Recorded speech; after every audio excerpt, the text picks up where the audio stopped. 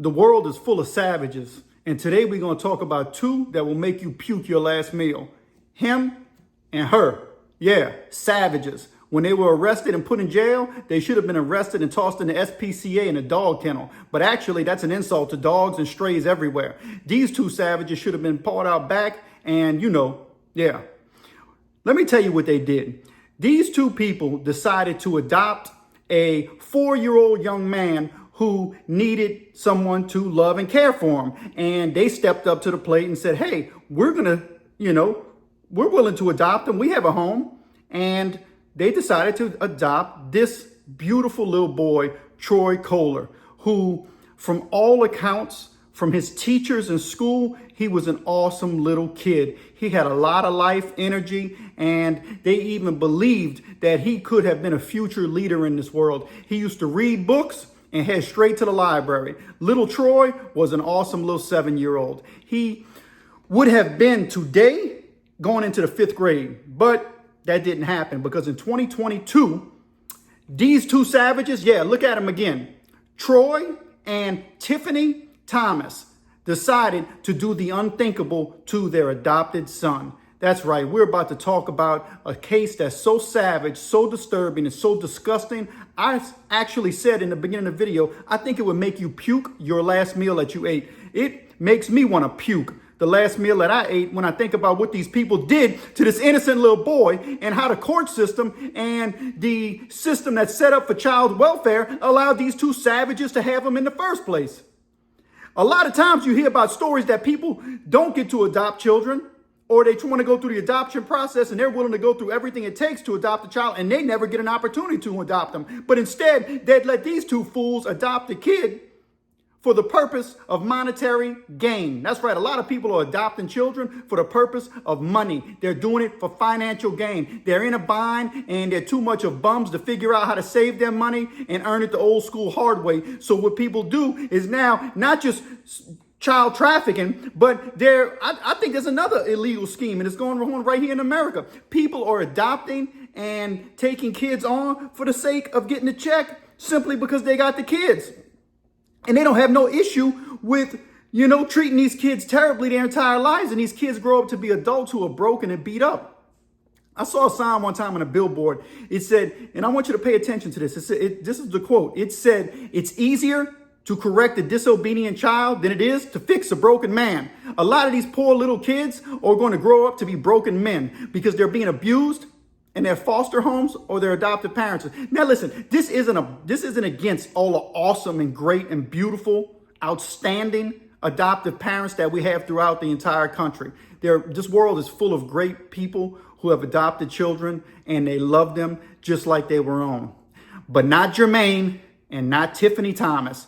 They had other plans. This is actually going to make you even more disgusted when they find out what happened. So they call the police department and report that little Troy is missing. So the police come and the whole neighborhood is searching for little Troy. They're looking for little Troy. Where could little Troy be? So they start searching and canvassing the neighborhood, and they realize that the detectives that got on the scene, they started, chopping it up with each other, going back and forth, bouncing ideas off each other after interviewing Tiffany and Jermaine.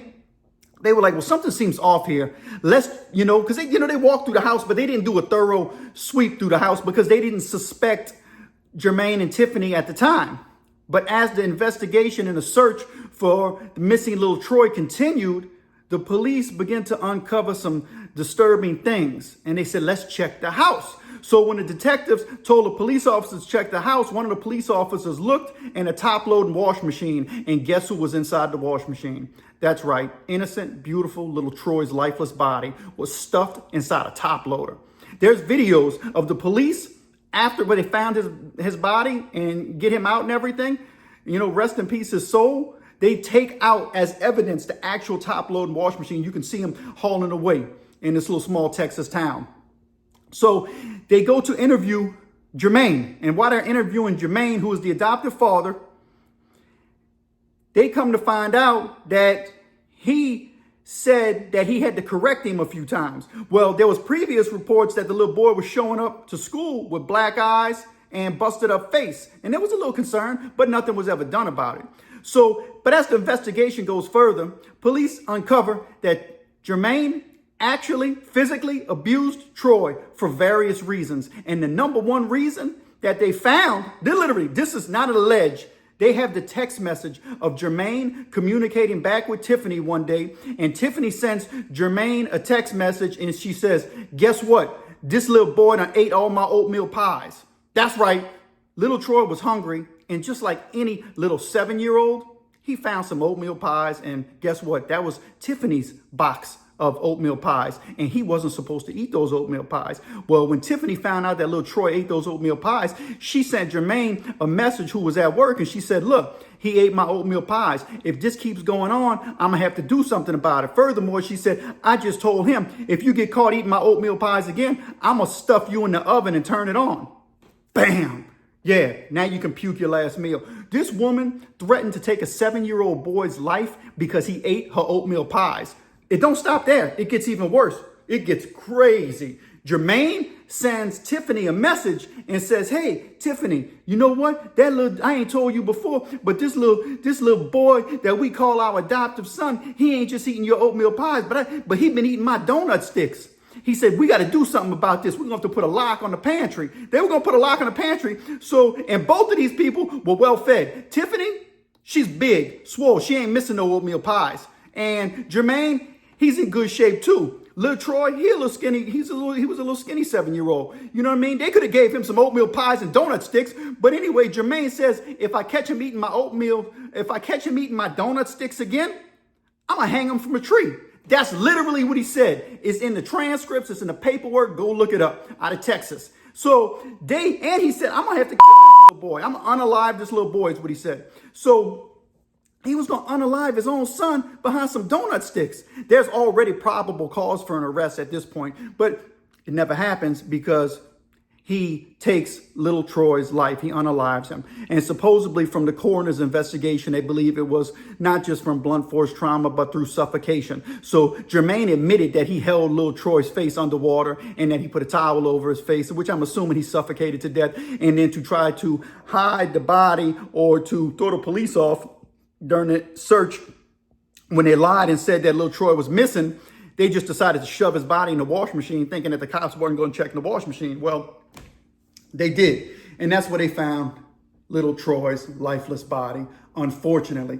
This is one of many tragic cases that we constantly hear about, but the mainstream media covered for a small amount. But because of him and her, they're not going to cover it a lot, right? Because they only say stuff when it fits their narrative. This don't fit their narrative. They can't say that these two people were vicious savages who should have never adopted a beautiful little boy in the first place. This is sad, man. It's really sad.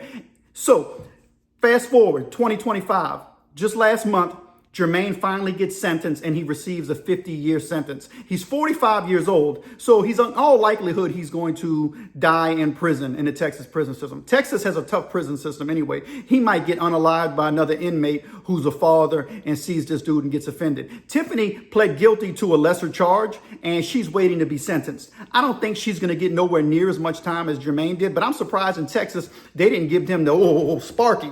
You know what I mean? Instead, they gave him 50 years. They figured I guess he took a plea deal. It saves the taxpayers money. But in this instance, if I'm the taxpayer, I'm like, look, this is going to be money well spent.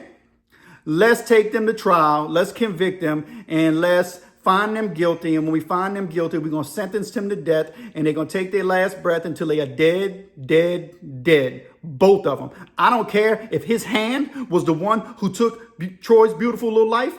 And Tiffany's didn't, she was just as complicit. She threatened to put the boy in the oven over oatmeal pies. Oatmeal pies.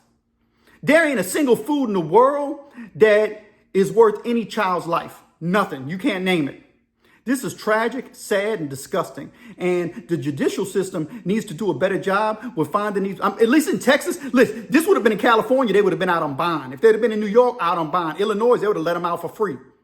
But since it was in Texas, thank goodness their bonds were set high and neither one of them got out. Now, Tiffany, she's playing crazy. Of course, you always got to play crazy. You know what I mean? Here's a picture of her in court right here. Yeah, look, she still ain't missing no oatmeal pie. In prison, you can buy oatmeal pies on the canteen thing. So this fool's probably still taking up taxpayers' money, breathing air inside the prison system and eating Zuzus and Wham Whams while little Troy, is, I believe, resting in peace and in a beautiful place in heaven. Because beautiful little children like little Troy, when they pass away, they definitely go to heaven. And I believe Troy's in heaven right now, and he's enjoying the life that we cannot even imagine. Because I believe that Jesus and God has Troy where they want him. And I think that he is going to spend eternity celebrating and being happy. Now, Tiffany, on the other hand, she's still eating oatmeal pies and taking up air.